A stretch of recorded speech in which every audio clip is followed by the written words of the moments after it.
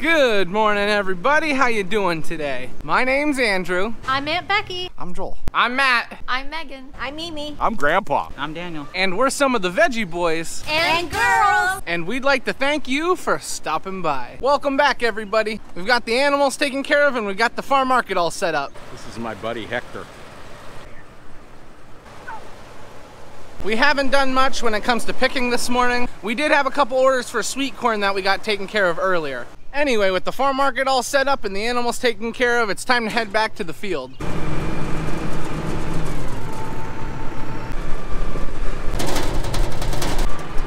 First off this morning, we're gonna be picking cucumbers.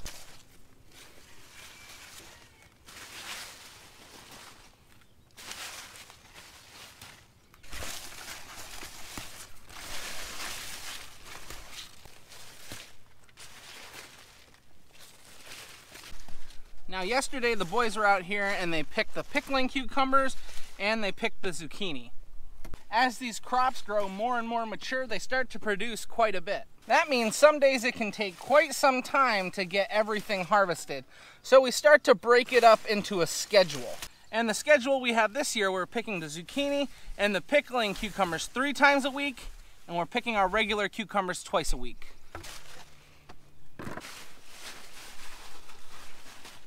And our reason for doing it that way is because there is so many other jobs that need to be finished.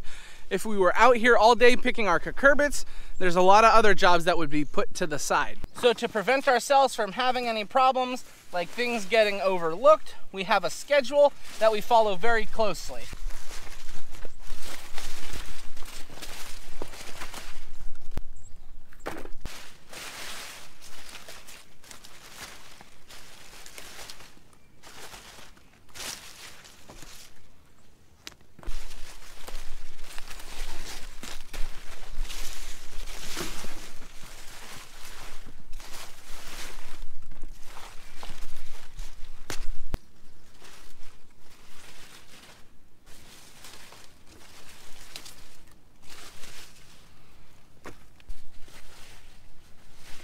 We had a pretty good thunderstorm last night. Any area that there was a wet spot, it's completely soaked.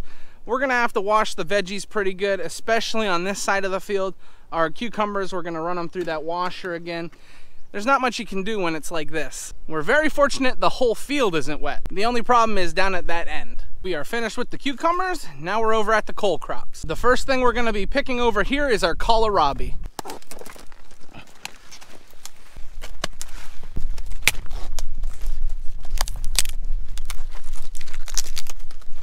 When we are harvesting the kohlrabi, we prefer them to be about this size, maybe even a little bigger. However, a lot of the people in the area like them this size and even a little smaller. That's because the older varieties of kohlrabi, the larger they get, the worse the taste was. They prefer the smaller, more tender ones. But these new varieties of kohlrabi don't have that same problem.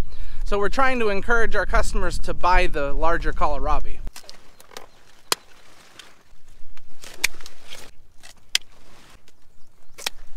Now that we're done harvesting kohlrabi, we're moving on to broccoli.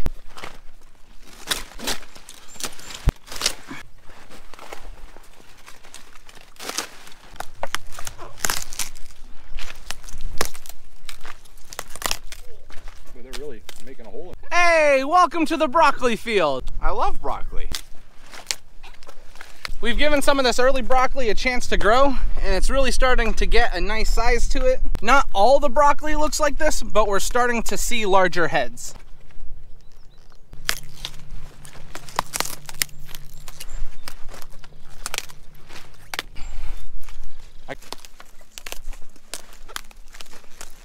We can walk over that broccoli. As we go through the broccoli, we will see some heads that we missed and they've gotten overripe.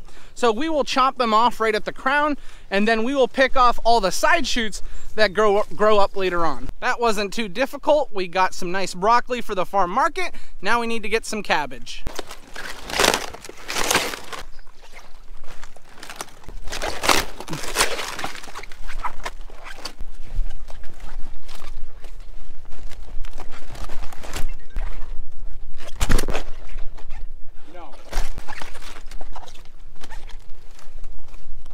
We just got finished harvesting cabbage, but there is a lot of cabbage here. we're gonna come through with a bin and take off everything that's ripe, but we're gonna do that tomorrow. We got what we need when it comes to cabbage. And one of the hardest things about vegetable farming is knowing how much you need, because you don't want to have too much, because then you could waste some of your product. I put it on here yesterday.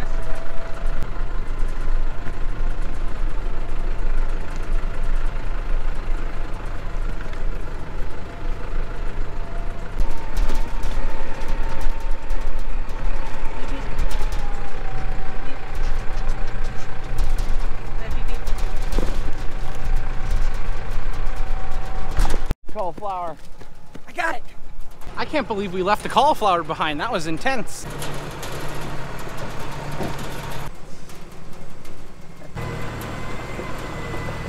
We're gonna move on to picking peppers, but before we pick peppers, we're gonna pull a row of weeds.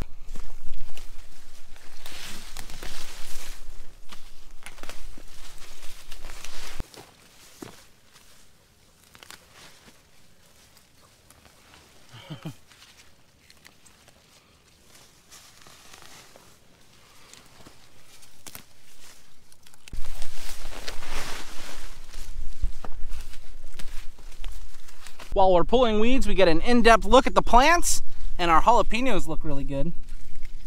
The ground is pretty wet, so it's easier to pull these weeds out. It becomes much more of a challenge when it's so dry that you're pulling out the pepper plants as well. That's why we're trying to get as much done as possible while the ground is kind of wet. These rows over here weren't as bad as the jalapenos, but we've got all the weeds pulled on this side of the road. So now all we have to worry about is the peppers over there. And as we work back here, we'll periodically pull all of the weeds out of the field. It takes a lot of time, but we do it as we're harvesting, so it doesn't make it as difficult. And now that we're done pulling weeds, we're gonna pick some peppers.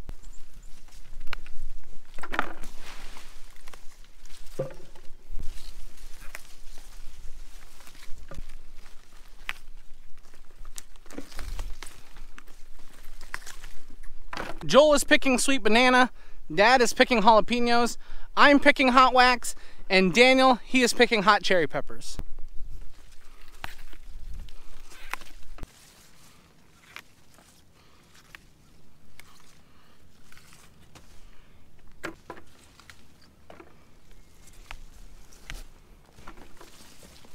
Because it's so early on, people aren't really in the pepper mood yet, so this will do for now. But as we get into pepper season, the customers will be taking a lot. And you have to be very careful, because these are hot wax, and that's a sweet banana. They basically look the exact same.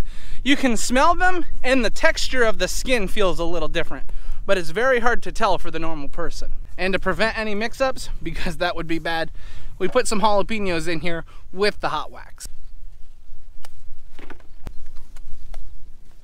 My favorite thing to do with jalapenos is take a jalapeno like this, slice it in half, clean the seeds out, stuff it with cream cheese, and wrap it in bacon and put it on a grill. He's very good at making them too. I mean, I have tried a few thousand. They're pretty good. We were just talking about how many plantings of sweet corn we have left for the year. We have 2. We're gonna plant 1 today, hopefully, and then 1 next week, and that'll be it. We'll plant string beans for 4 more weeks yet. This corn will be ready in October. Might be the end of September. We're hoping it's ready for the Bloomsburg Fair. I love the Bloomsburg Fair. Me too. We just got finished harvesting this morning. We're gonna head back to the farm. We've got to wash a few of the vegetables up and then put the rest in the farm market.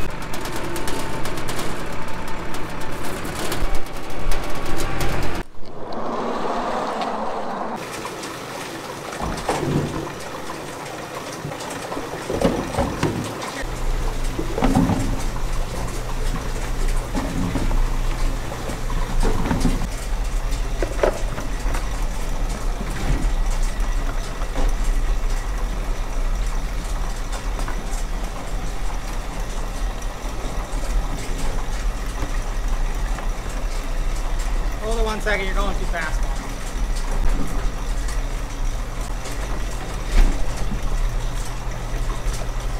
Some people may be wondering why we're not just dumping these out into the containers themselves.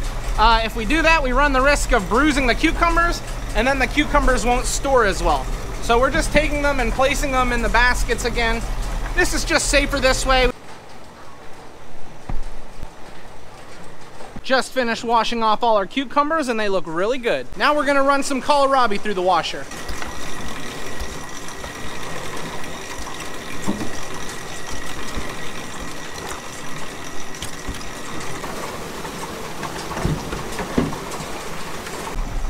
lining them up really nice.